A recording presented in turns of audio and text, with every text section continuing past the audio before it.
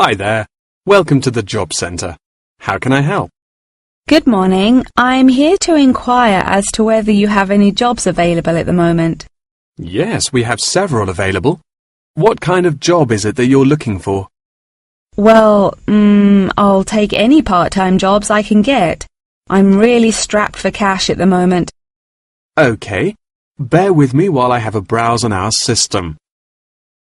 Here we are.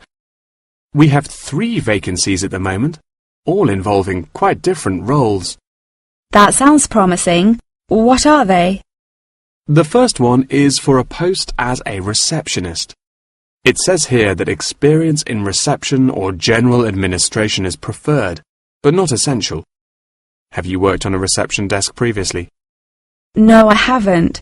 I had a baby quite young, and so I have very little work experience. Could you tell me a few more details? Yes, of course.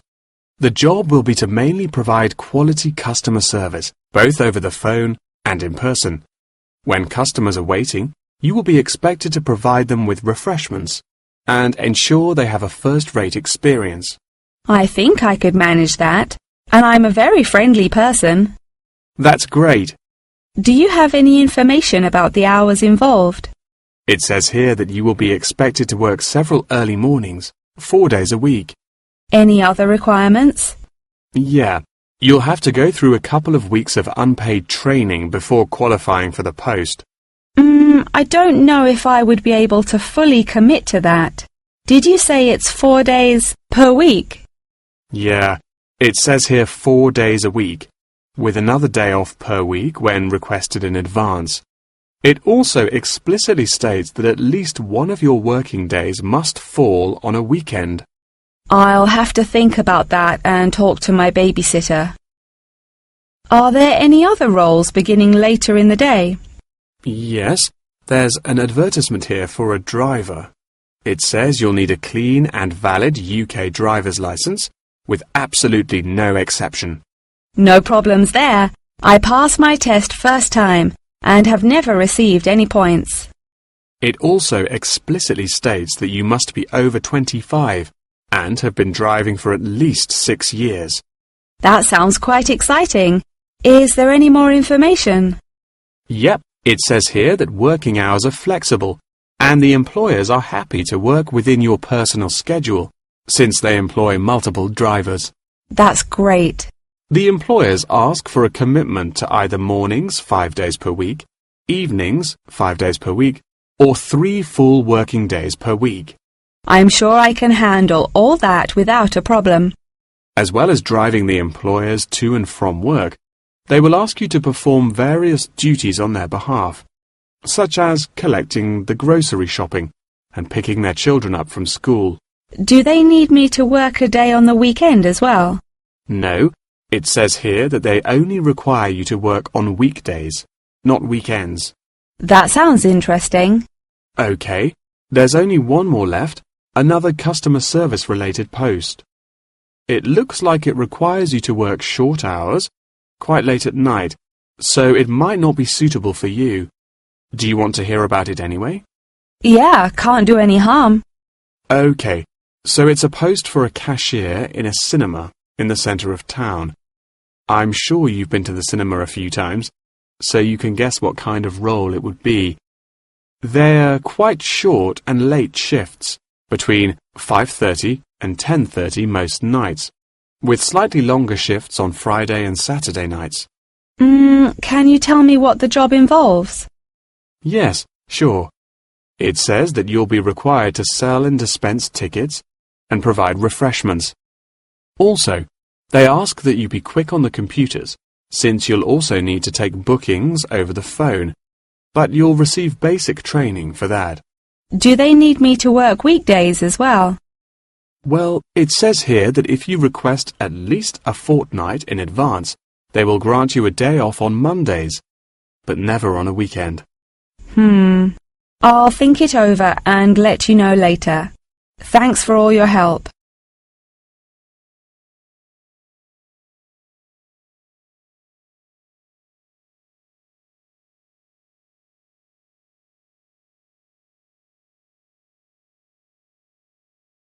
Thank you all for coming to my talk this evening.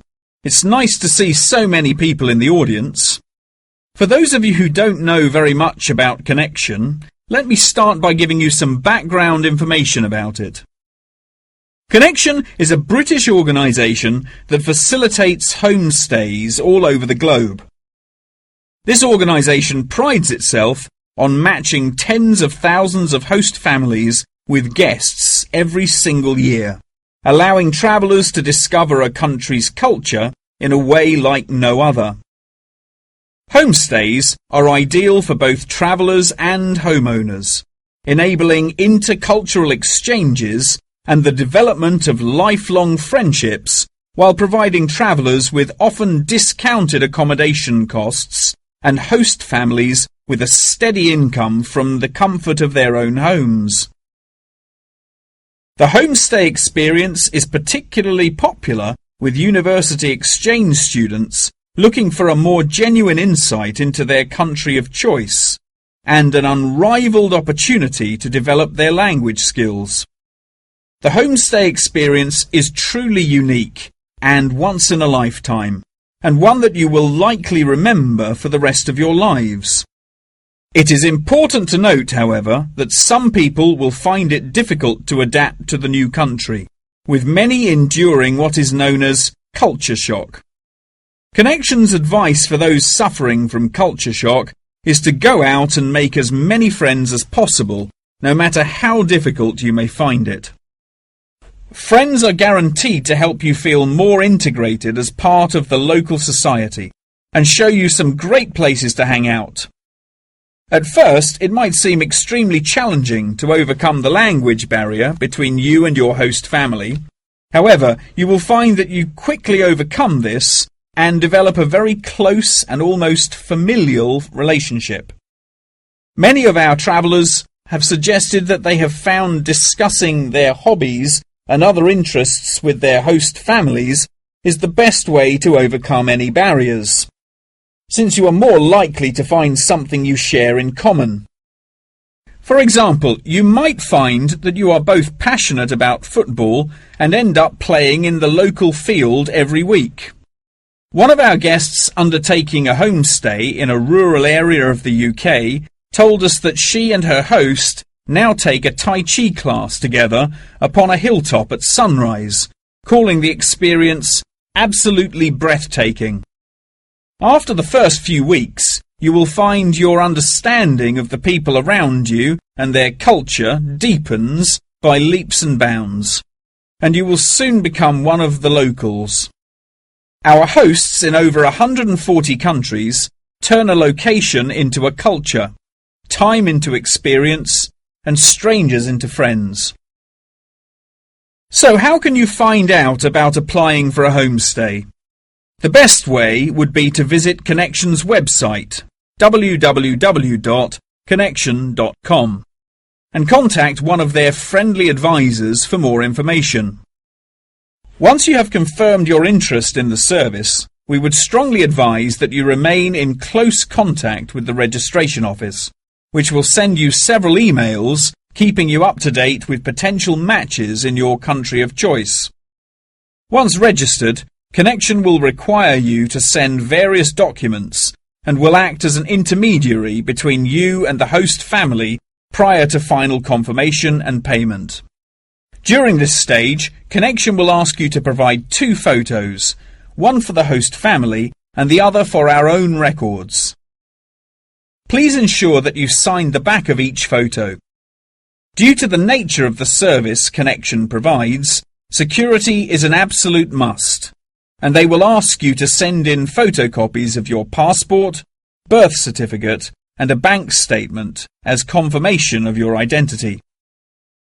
On receipt of these documents, the official process will begin and your bank account will be debited for the initial deposit of £200.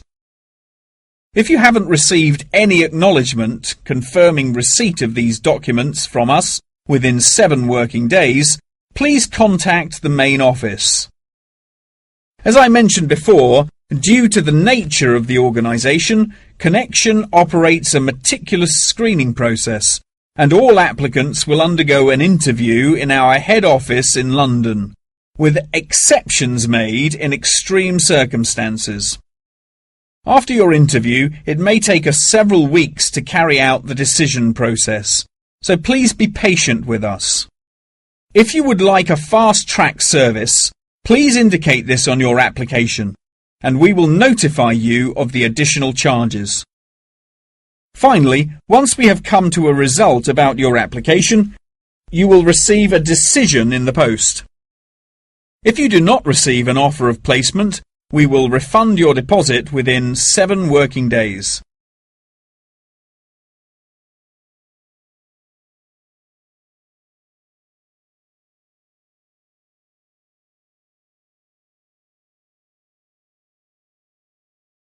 For next week, I'd like you to undertake a piece of research in preparation for writing your final essay.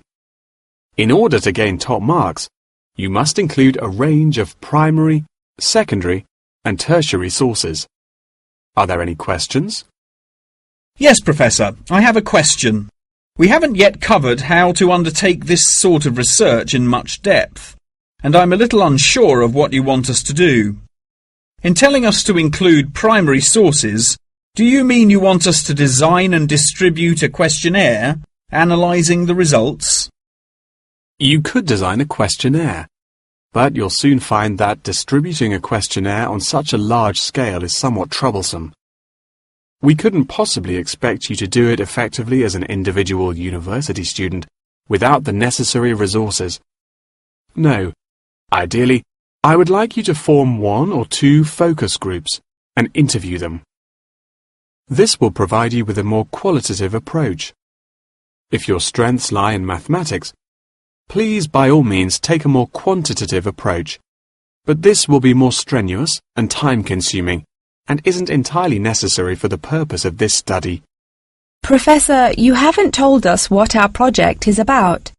Do we get to choose our own topic based on the previous study? No, I'm afraid not. This will be a strictly Australian study. However, you can choose which angle you'd like to take, so long as it remains within the realm of anthropology. Does anyone have any questions specifically about the formation of the focus groups? I'd had several emails about this, and I'd like to address it now. My study is related to growing up in Australia, and the question of nature versus nurture. I've gathered more than 200 school children who would be happy to participate in a focus group.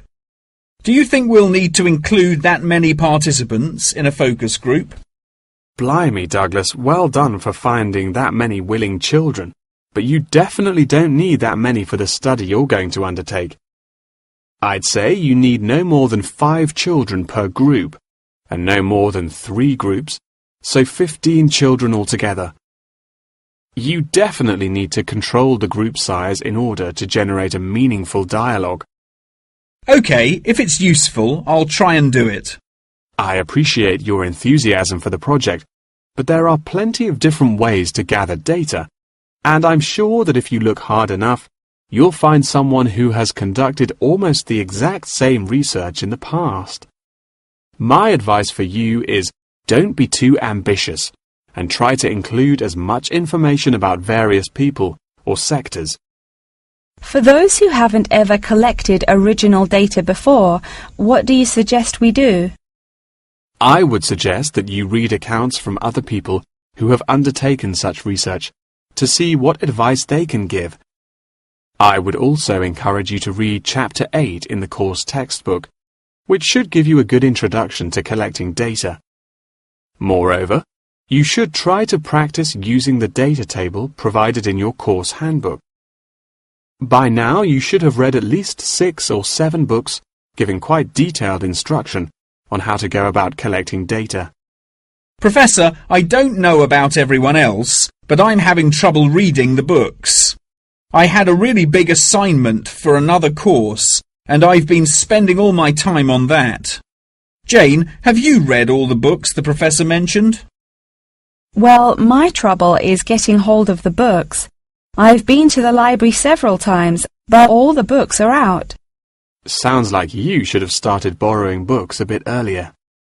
Yes, I should have. But I got several ones from my friend a couple of days ago. I just skimmed through them and don't remember a lot of the information. But now let's look at these things. We'll need to start thinking about which ones we'll definitely want to do for the project.